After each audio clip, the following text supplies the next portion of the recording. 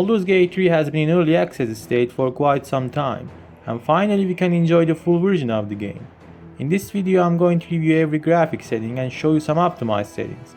So if you want to have both image quality and FPS boost, then you have come to the right place.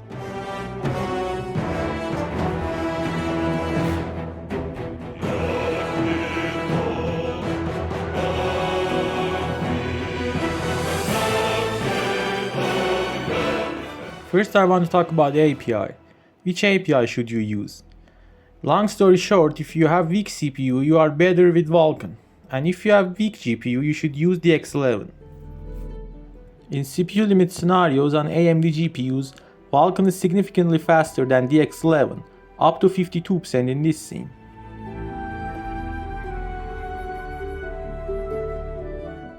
And in GPU limit scenarios on AMD GPUs, no difference between Vulkan and the X11. I also need to add at this moment Vulkan is unstable on AMD GPUs. It's likely that you might experience crash if you use Vulkan, so until patch release the only choice is the X11.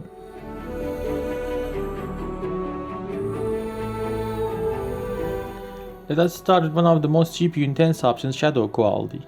It's one of the most demanding options in this game. Low quality is low res, and about medium and high, they are very similar to each other.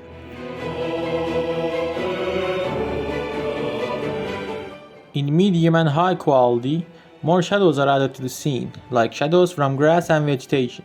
That's because there's so much gap between medium and low setting. Performance-wise, going from high to medium, you gain massive 36% FPS boost, so high is intense and not recommended.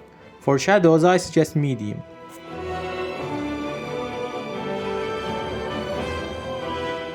The next GPU demanding option is fog.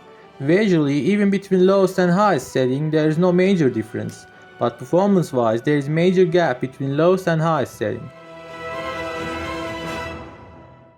Performance-wise, ultra to high 4%, ultra to medium 9%, and ultra to low 12% performance increase. Here I recommend medium.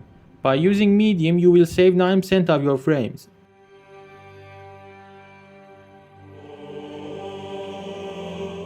Next option is model quality. It has medium impact on CPU and heavy impact on both GPU and visuals. The higher the option, the more details are rendered. Performance-wise, going from high to medium 16% and medium to low 11% performance uplift. Here the medium has the best balance between quality and performance.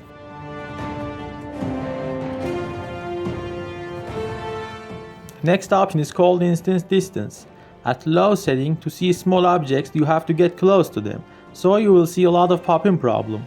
But at higher setting, even from far distance, these small objects are still visible. Performance-wise, no difference between high and medium. Here I recommend medium.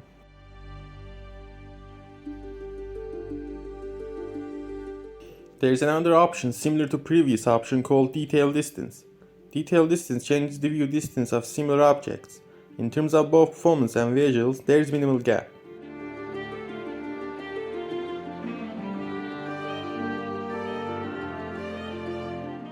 Next option is anti-aliasing. Here you can see the difference between SMAA and TAA. Unfortunately, SMAA can cover all the edges and image flickering is visible. Here I recommend TAA.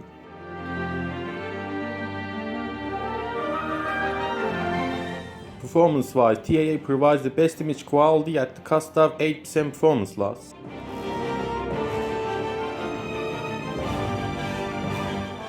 Next option is ambient occlusion, with major impact on visuals but moderate impact on performance. Since AO is applied almost to every scene, I highly recommend you keeping this on. Performance-wise, 6% gap between on and off.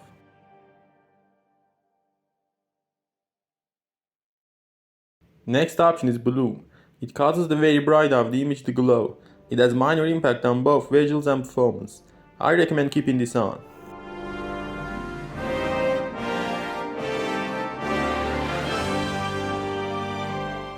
The next option is cloud quality. It controls the resolution of clouds. During the gameplay, most of the time you won't be able to see the clouds. It has negligible impact on FPS. Here I suggest high setting.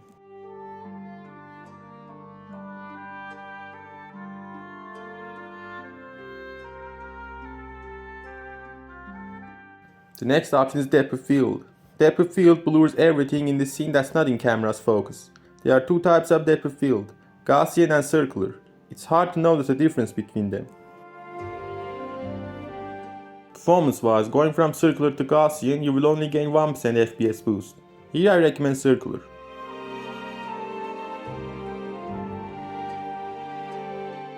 And about DOF quality, you can choose quarter or quarter plus denoise.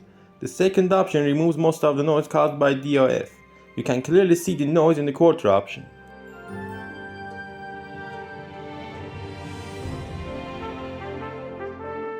Performance-wise, only 2% gap between two options. Here I recommend quarter plus denoise.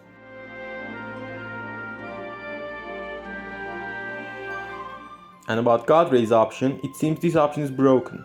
Not a single difference between on and off, so you can set it to on.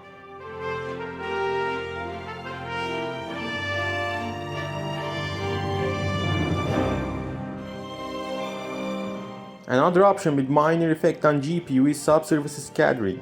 It's impossible to see the defect in gameplay scenarios. Only 2% gap between on and off.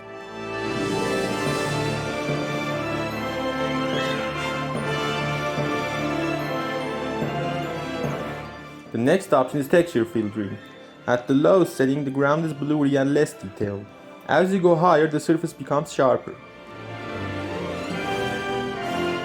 Performance-wise, going from X16 to X8, you gain 2% performance uplift. Here I recommend X8.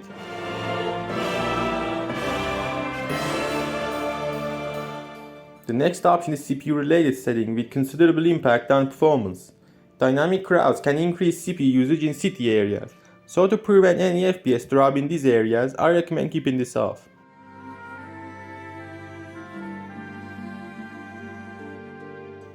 Another CPU-related setting is animation level of detail.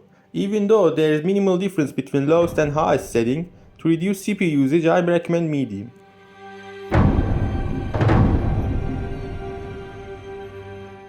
And here are the optimized settings.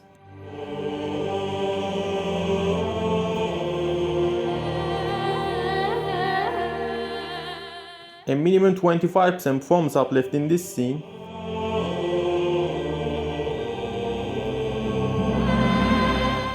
And maximum 32% performance uplift in this scene. Altogether you can expect 25 to 32% performance uplift with these optimized settings.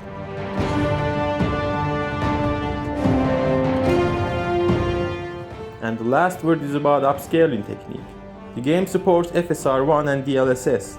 If you have NVIDIA GPU, you can use DLSS without sacrificing image quality.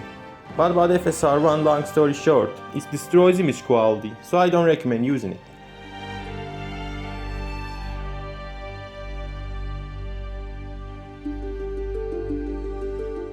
And now we reach the end of this video. If you like this video, please subscribe to the channel for more content in the future. Until next time, peace.